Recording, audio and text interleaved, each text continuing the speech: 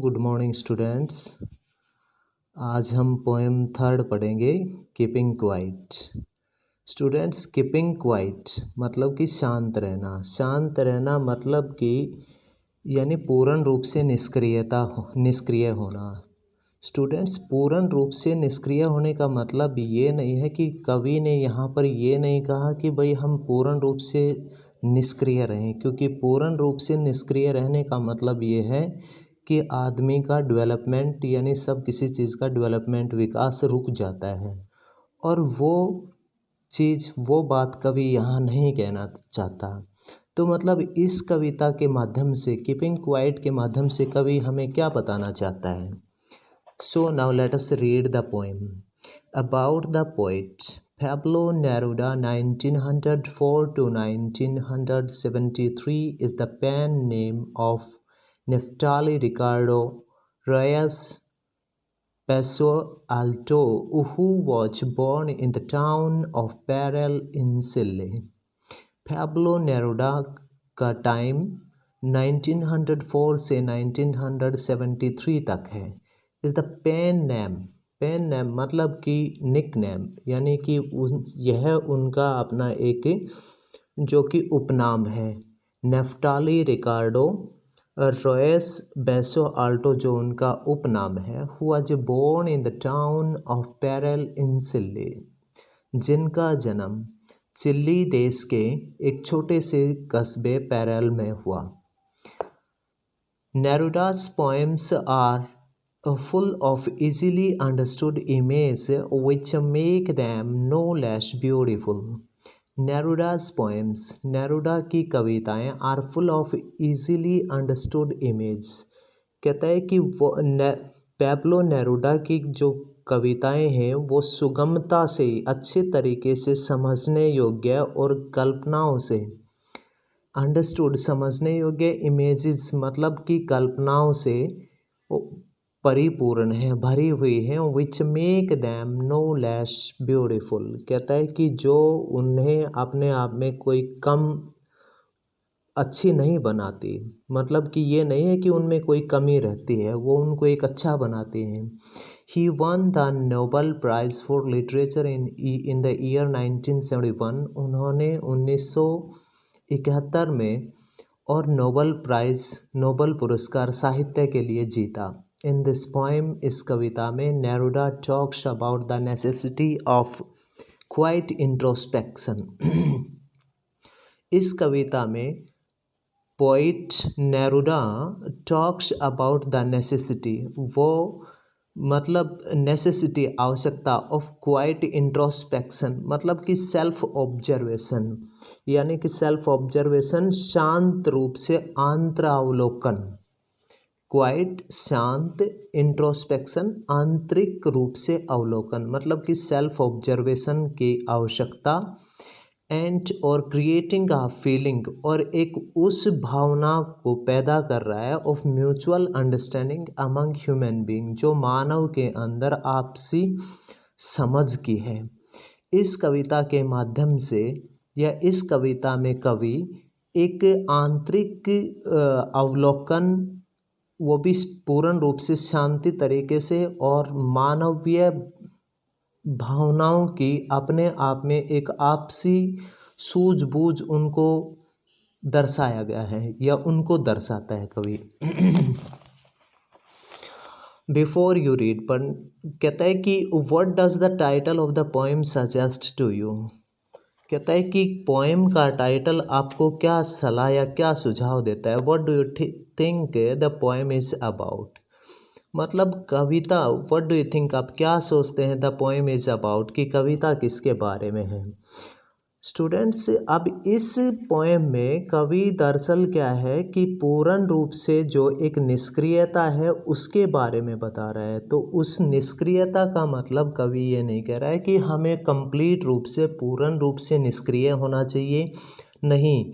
उसका मतलब ये है कि हमें कॉन्टिन्यूसली काम करते हुए, निष्क्रियता मतलब कुछ समय का एक टाइम गैप देके और फिर दोबारा से उसी डेवलपमेंट को शुरू कर देना चाहिए, क्योंकि पूर्ण निष्क्रियता का अर्थ मतलब कि यानी विकास को रुकना या मृत्यु इत्यादि होता है, जिसका यहाँ पर कवि मतलब उससे कोई तालमेल नहीं है। मतलब कवि इस तरह से कुछ नहीं बताना चाहता।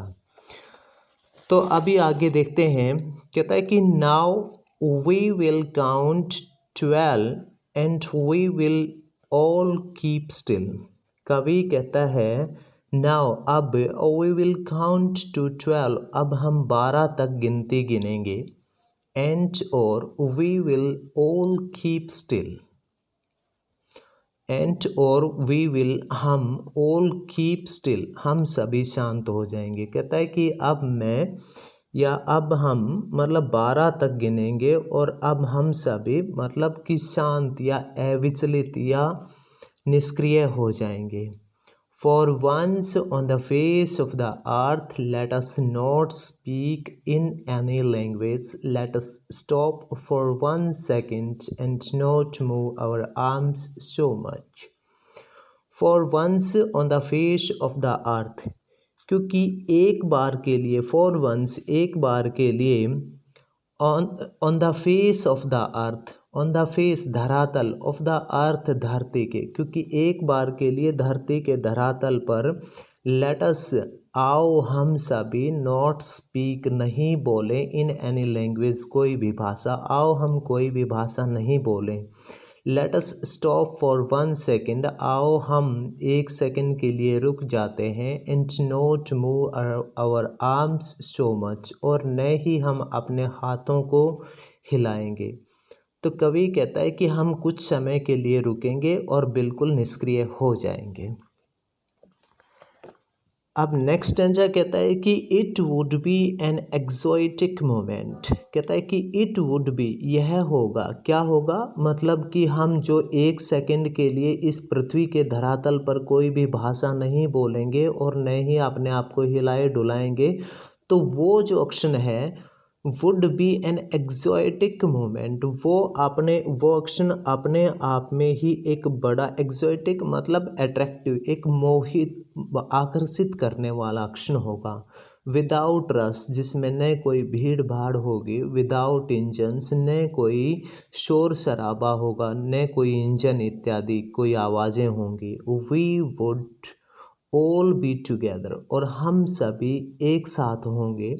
इन आ सडन स्ट्रेंसनेस, अचानक उस एक लंबी खामोशी में, यानी हम सभी उस आकस्मिक यानी सडन अचानक, स्ट्रेंसनेस मतलब कि एक विचित्र सी बात, ठीक है।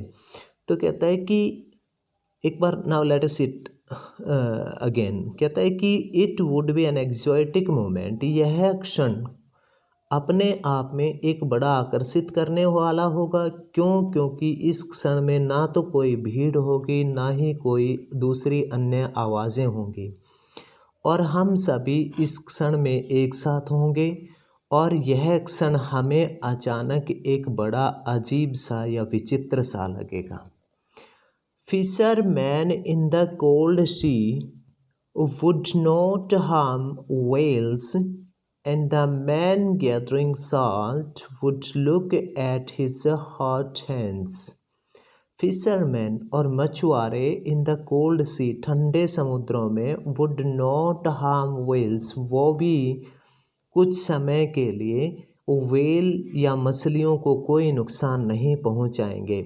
And the man gathering salt, और जो नमक इकट्ठा करने वाले व्यक्ति या नमक इकट्ठा करने वाला व्यक्ति, would look at his hot hands, और कुछ समय के लिए रुककर वह भी अपने घायल या चोट पहुँचे हुए हाथों की तरफ देखेगा, या कुछ समय के लिए, क्षण भर के लिए वह भी रुकेगा।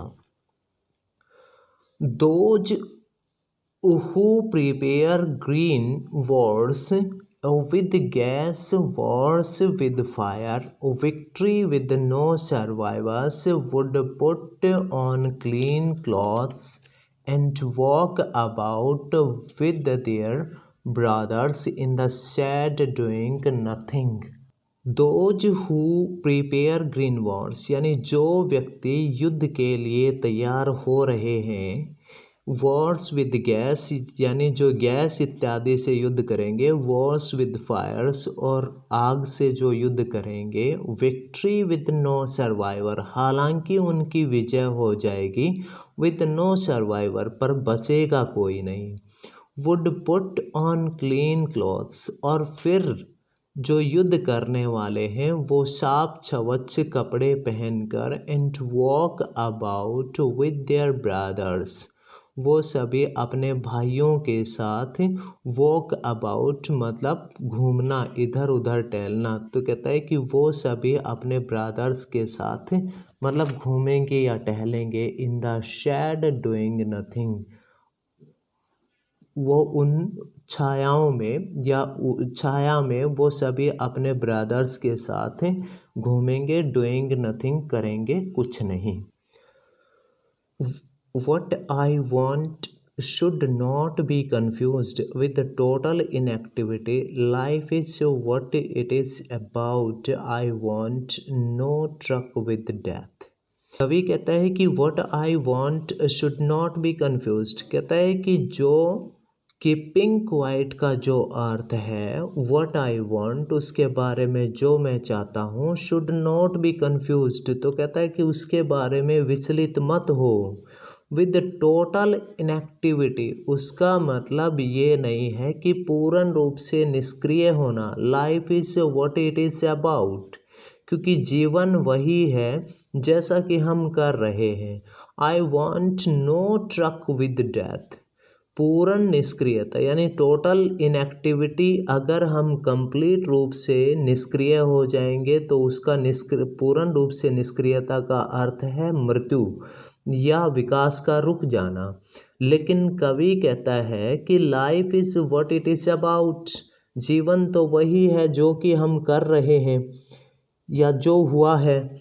और कहता है कि I want no truck with death, मेरा कोई मृत्यु के बारे में बताने का कोई वो नहीं है, यानी कहता है कि मैं आई वॉन्ट, मैं नो ट्रक, नो कोई नहीं, ट्रक मतलब रिलेशनशिप विद डेथ, मृत्यु के बारे में, यानी मैं टोटल इनएक्टिविटी या कीपिंग क्वाइट का संबंध मृत्यु के विषय में या मृत्यु से नहीं जोड़ना चाहता, मतलब उसका मतलब मृत्यु नहीं है। पोइट एक तरीके से कहना चाहता है कि भाई मतलब कीपिंग क्वाइट का अर्थ मृत्यु नहीं है। दोबारा देखो एक बार, कहता है कि जो मैं कहना चाहता हूँ उसके बारे में इतना ज़्यादा विचलित नहीं हो, क्योंकि मैं सिर्फ एक पूर्ण रूप से निष्क्रियता के बारे में बताना चाहता हूँ और जीवन वही है जो हो रहा है।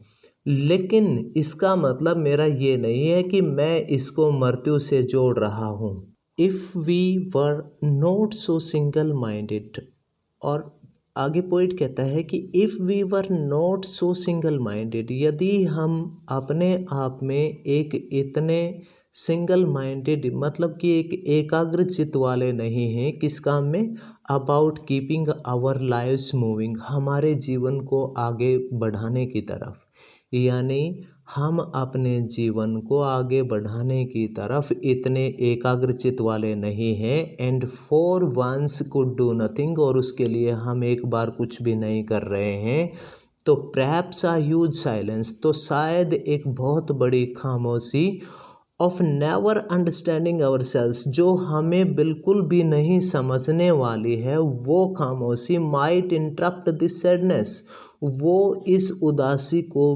बीच में ही रोक देगी, and of threatening ourselves with the death, और हमें ऑफ का थ्रिएटनिंग एक धमकी या धकेलना, और सेल्स हमें स्वयं को विद डेथ मृत्यु की तरफ, और हमें स्वयं को ही वो खामोशी मृत्यु की तरफ धकेल देगी। दोबारा देखो, कहता है यदि हम अपने जीवन रूपी रास्ते पर जिस पर आगे की तरफ बढ़ रहे हैं, इसके ऊपर हम अपने एकाग्रचित दिमाग से, एकाग्रचित्तता से हम आगे नहीं बढ़ेंगे, और एंड फॉर वंस, और एक बार के लिए, कुड डू नथिंग, हम कुछ भी नहीं करते हैं, तो शायद एक बहुत बड़ी खामोशी बन जाएगी।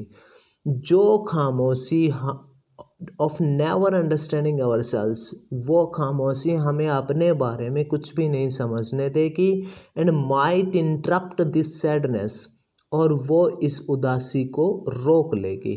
एंड और of threatening ourselves with the death, और फिर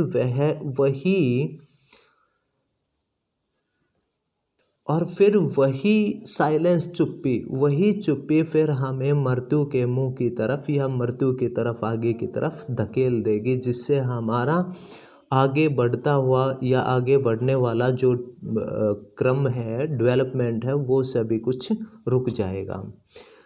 Perhaps the earth can teach us, as when everything seems dead and later proves to be alive.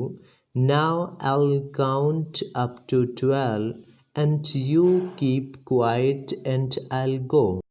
Perhaps the earth can teach us, शायद धरती हमें यही सिखाना चाहती है, as when everything seems dead, कि प्रत्येक जो भी चीज़ हमें मृत्यु या मरी हुई सी दिखाई पड़ती है, and later proves to be alive, वही बाद में जिंदा हो जाती है। अर्थात मतलब कहने का यह है, कवि यह बताना चाहता है कि पृथ्वी जो है, अर्थ जो है, वो सदैव जिंदा ही रहती है। Now I will count up to 12, अब मैं दोबारा फिर से 12 तक गिनूंगा। And you will keep quiet, और आप अभी फिर दोबारा से शांत रहेंगे। एंड आई विल गो, और मैं फिर चला जाऊंगा।